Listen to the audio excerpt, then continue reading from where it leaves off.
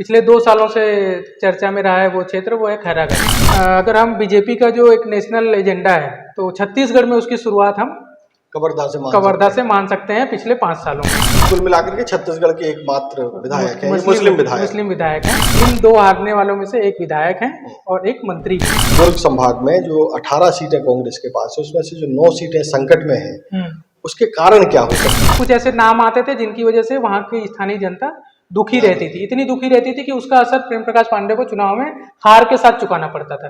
नमस्कार, मैं हूं मयंक चतुर्वेदी और एक बार फिर स्वागत है उसी कार्यक्रम में जिसका आप बेसब्री से इंतजार कर रहे हैं, यानी कि कांग्रेस का वो सर्वे जिसने पार्टी में और सरकार में उथल पुथल मचा रखी है।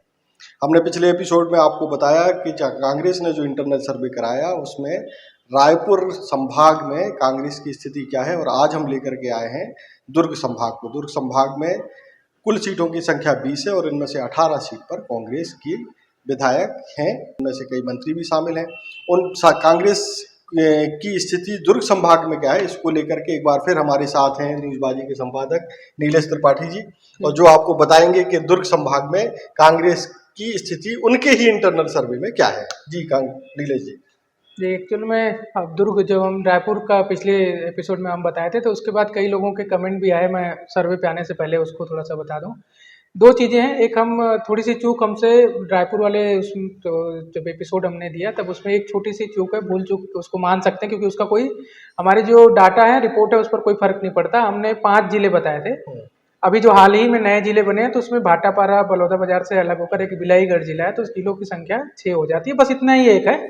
इस पर सीटों पर और सर्वे के हिसाब से जो है उस पर कोई चुनाव के लिहाज से कोई फर्क नहीं पड़ रहा है।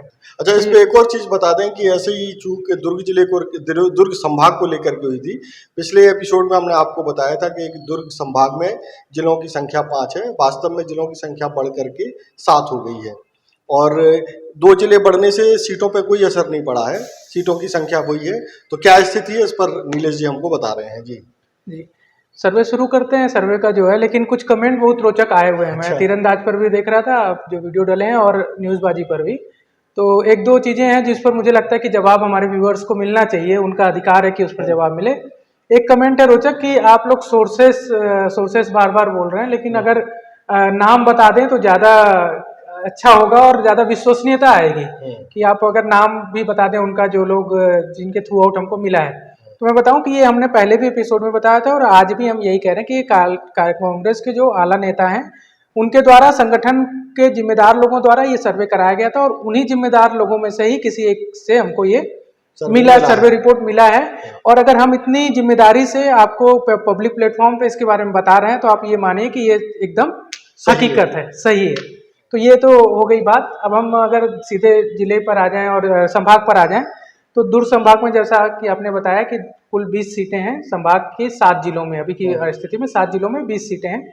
2018 के विधानसभा चुनाव पर अगर हम बात करें तो 2018 के विधानसभा चुनाव में से इन 20 सीटों में से 17 सीटें कांग्रेस के खाते में आई थी, 2 सीटें बीजेपी के पास आई थी, और 1 सीट जेसीसी जो है, जो भी कांग्रेस ने जब चुनाव लड़ा था तो उनके खाते में आई थी। जनता कांग्रेस छत्तीसगढ़, पूर्व मुख्यमंत्री अजीत जोगी जो थे, उनकी अपनी अलग बनाई हुई पार्टी, तो उनका एक विधायक था। तो 17 और 3 का कांग्रेस के लिए 17 और 3 अदर थे, जिसमें 2 बीजेपी और 1 जेसीसी।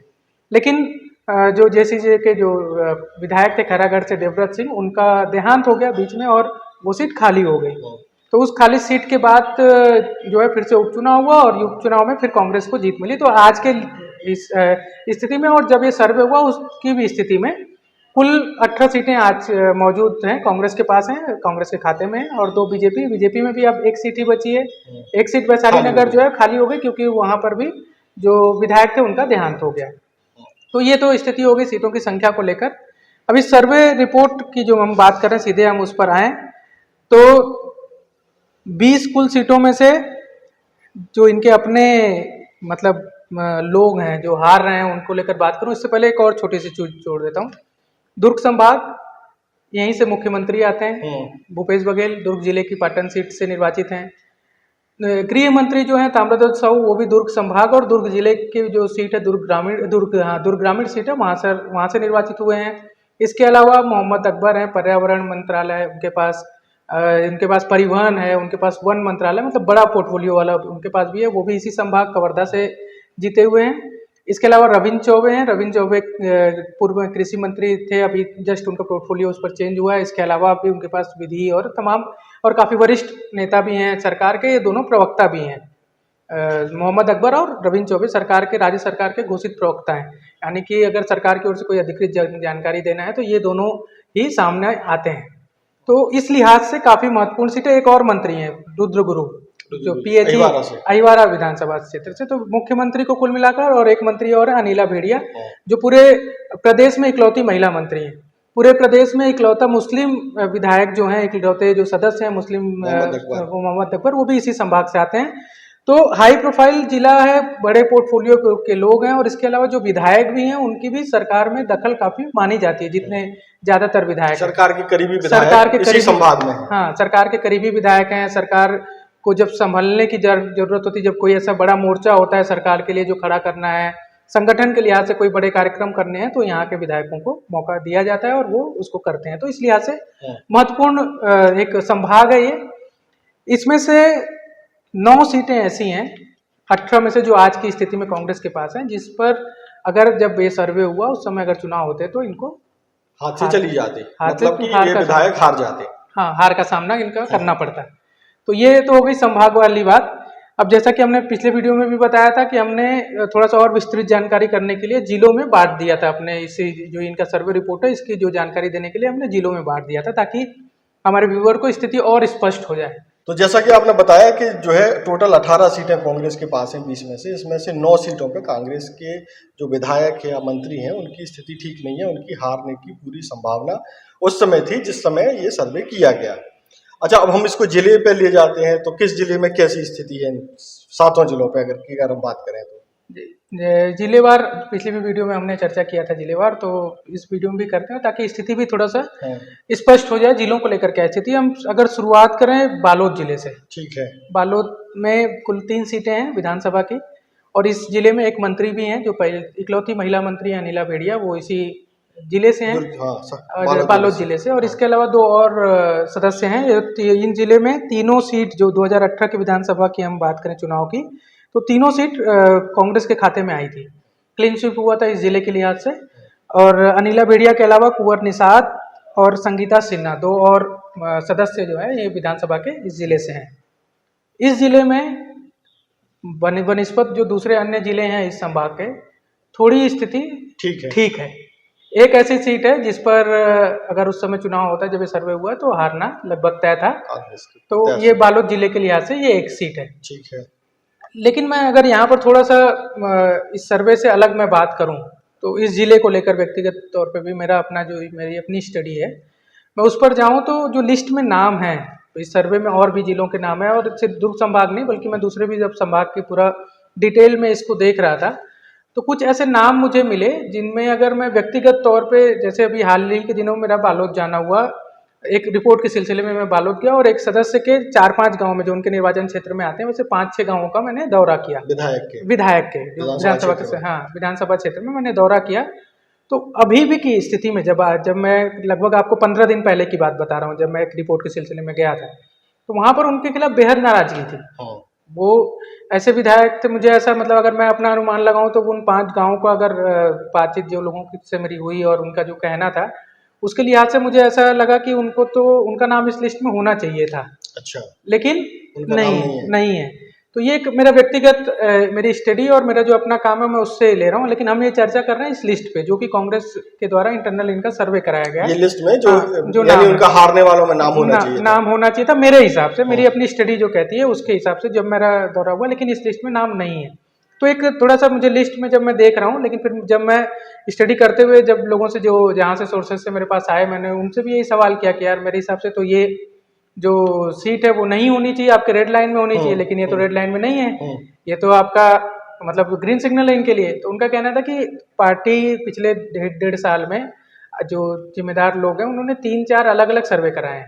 तो उन सर्वे का जब हम पहले भी वीडियो में बताए थे कि सर्वे ऑफ सर्वे की ये रिपोर्ट है, तो उसमें से ये रिपोर्ट निकली है, निकला है जिसमें हो सकता है कि उनका किसी एक सर्वे में नाम हो लेकिन 2-3 में ना हो, तो उस लिहाज से उनको ग्रीन सिग्नल में रख दिया गया और इनको इस लिस्ट में से बाहर कर दिया गया हो। तो ये एक मतलब इस सर्वे से मिलाकर के बालोद में स्थिति मतलब कांग्रेस के लिए चिंताजनक नहीं है, बालोद में एक सीट पर चिंताजनक है, पिछले चुनाव में क्लीन स्वीप था। अच्छा, ठीक तो है। एक सीट के लिए चिंताजनक है।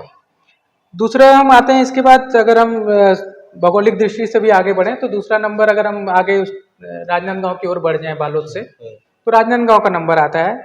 राजनांदगांव में अभी 2 जिले अलग हुए हैं।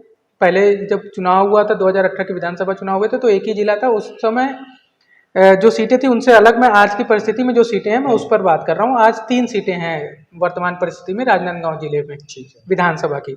और ये भी जिला काफी महत्वपूर्ण है, इसलिए महत्वपूर्ण है क्योंकि जो पूर्व मुख्यमंत्री हैं छत्तीसगढ़ के, 15 साल तक सत्ता संभालने वाले व्यक्ति हैं रमन सिंह बीजेपी से, वो इसी सीट से चुनाव लड़ते हैं। राजनांदगांव की जो सीट है वहां से ही चुनाव लड़ते हैं और लगातार चुनाव जीतते भी आ रहे हैं। तो उस लिहाज से भी ये काफी महत्वपूर्ण सीट है। तो इस विधानसभा में 2018 के चुनाव में, मतलब इस जिले में 3 सीटों में से एक सीट जो रमन सिंह की थी वो जीती थी बीजेपी, बाकी दोनों सीटों पर कांग्रेस को जीत मिली थी। और कांग्रेस के इस सर्वे को अगर हम देखें तो ये कांग्रेस के लिए सबसे अच्छा जिला है अभी तक। जब हम रायपुर की भी बात कर रहे थे पिछले वीडियो में, और जब हम आज दुर्ग संभाग की बात कर रहे हैं, उसमें भी इस जिले में कांग्रेस को कोई खतरा नहीं है। अच्छा। मतलब जो 2 सीटें बचती हैं कांग्रेस के लिए, इसके अलावा रमन सिंह की जो सीट है उसके अलावा, तो दोनों पर अभी सर्वे के समय सुरक्षित है। लेकिन इसी जिले से जुड़ता है मोहल्ला मानपुर, जो पिछले विधानसभा चुनाव में इसी जिले का हिस्सा था। वहां पर वर्तमान परिस्थिति में 2 सीटें हैं, दोनों कांग्रेस के पास हैं। और इस सीट पर, इन दोनों ही सीटों पर कांग्रेस को खतरा है। अच्छा।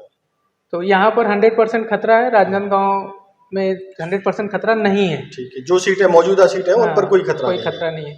और मोहला मानपुर में दोनों सीटों पर, दोनों कांग्रेस के पास है, उन पर खतरा है। हाँ, नहीं, एक थोड़ा सा इसमें माफ करिएगा, एक स्थिति मेरे को लिस्ट में मैं गड़बड़ हो गया। एक सीट पर खतरा है। अच्छा, एक सीट 50-50 की स्थिति है। यहाँ पर दो विधायक जो है कांग्रेस के, तो एक सीट पर, इसमें मोहला मानपुर में एक सीट पर और राजनांदगांव में 0, बालोद में 3 सीट पर। ये 3 जिलों की बात हो गई। अब एक बहुत महत्वपूर्ण जिला पिछले 2 सालों से चर्चा में रहा है वो क्षेत्र, वो है खैरागढ़।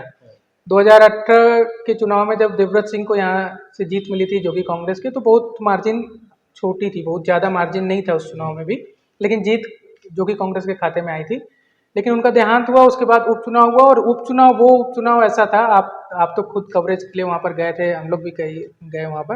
वो सबसे महत्वपूर्ण, मतलब सत्ता के लिए नाक का सब्जेक्ट था, सवाल था वो जिला। और मतलब जिला तब नहीं था, तब वो उस चुनाव में मुद्दा भी ये बनाया गया कि अगर हम उपचुनाव जीत जाते हैं तो इस खैरागढ़, चोई खदान और गंडई को मिलाकर एक जिला बना देंगे, जो वो एक तरह से पूरी तरह से वो एक ही विधानसभा का हिस्सा है।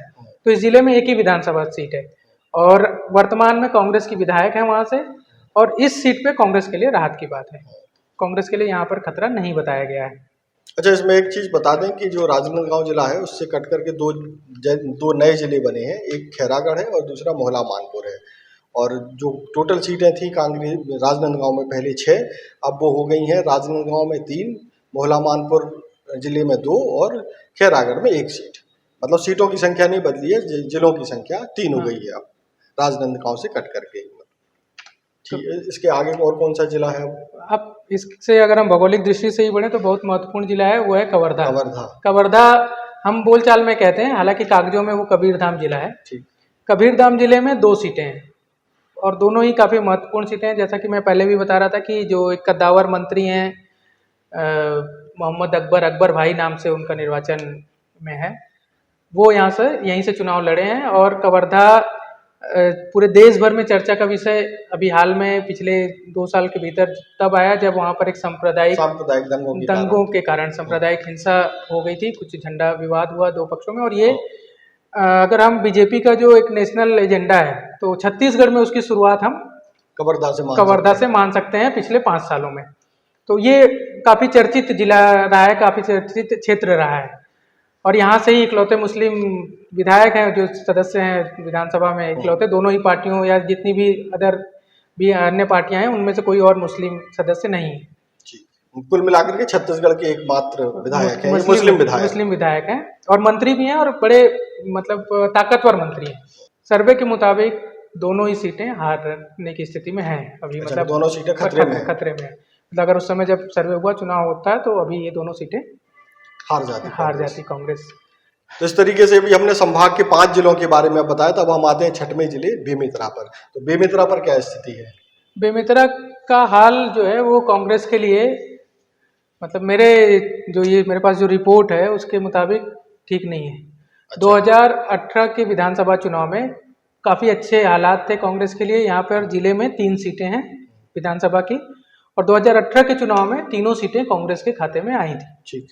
एक सीट इनमें से ऐसी है, साझा विधानसभा क्षेत्र जो है वो, जैसा मैं पहले भी इस वीडियो में ही बताया कि कद्दावर मंत्री हैं, वरिष्ठ नेता हैं, काफ़ी कई बार के विधायक हैं और पारिवारिक बैकग्राउंड में भी काफ़ी राजनीतिक उनका बैकग्राउंड है, रविंद्र चौबे। उनकी भी सीट, हालांकि साझा जो सीट है वो उसका कुछ हिस्सा दुर्ग जिले में भी आता है, धमधा का इलाका कवर होता है, लेकिन क्योंकि निर्वाचन का जो रिटर्निंग ऑफिसर तय होता है वो साझा से तय होता है, और साझा जिला जो हिस्सा है वो बेमेतरा में है, तो वो उसको हम बेमेतरा में ही उस सीट को काउंट किए हैं। तो 3 सीटों में से तीनों सीटों पर अभी अगर चुनाव हो जाते हैं इस सर्वे के मुताबिक तो खतरा रहता है, और ये तीनों ही सीटें इंक्लूडिंग रविंद्र चौबे। अच्छा, मतलब मंत्री सहित दोनों विधायकों की सीट जो है खतरे में थी। खतरे में है अभी बोल सकते हैं। अब आने वाले चुनाव में क्या स्थिति बनती है, ये परिस्थितियां बदलती रहती हैं। ठीक है। अब आखिरी और महत्वपूर्ण जिला है दुर्ग जिला।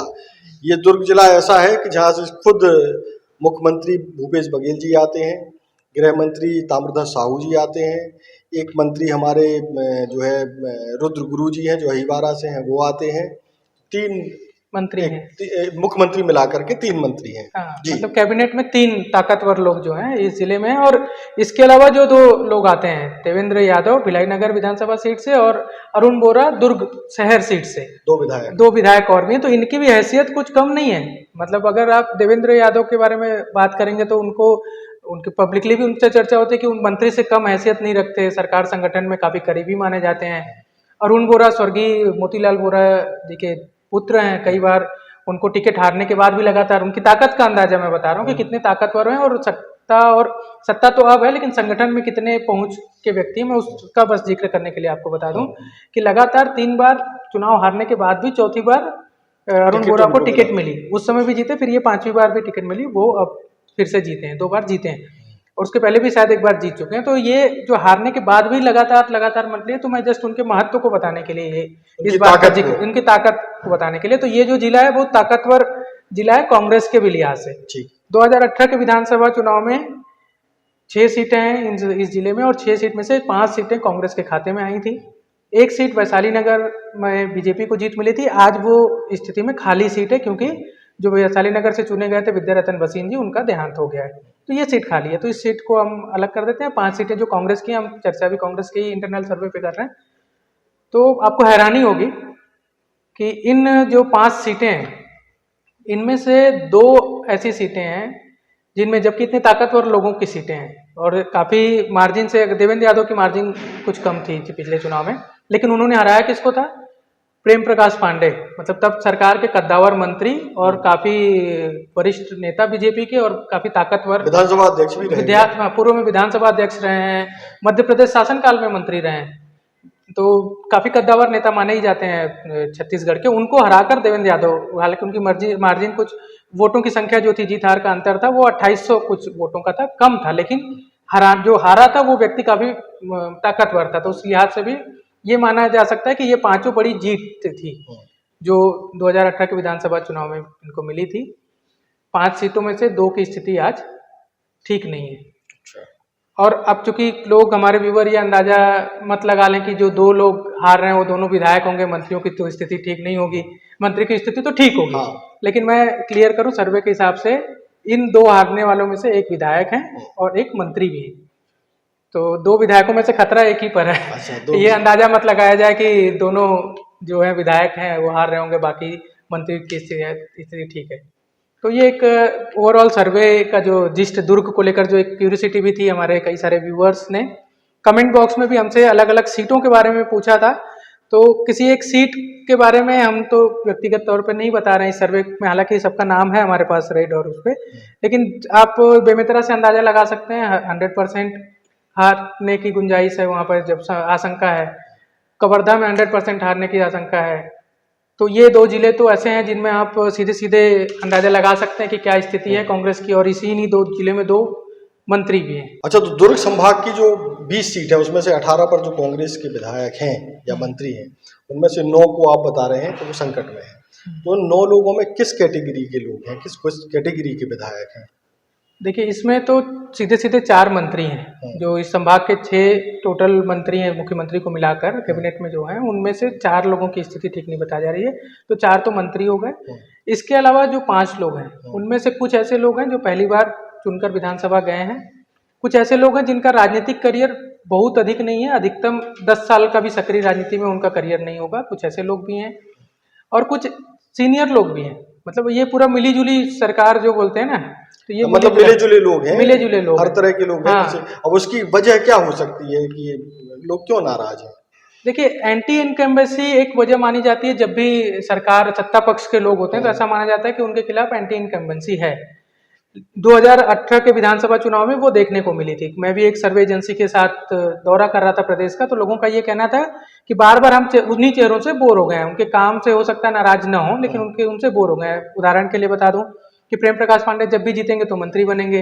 रमन सिंह 15 साल से लगातार मुख्यमंत्री का चेहरा है। बृजमोहन अग्रवाल हैं, अमर अग्रवाल हैं, अजय चंद्राकर जब भी जीते तब मंत्री उनका बनना तय माना जाता रहा। तो ऐसे जो नाम है तो उनसे बोर हो गए थे, तो ये चेहरों से ऊब गई थी एक तरह से, और उनके अपने कार्यकर्ताओं की भी नाराजगी थी उस चुनाव में 2018 में, जो भाजपा को बड़ा नुकसान जिसका देखने को मिला, 15 सीटों पे सिमट गए थे।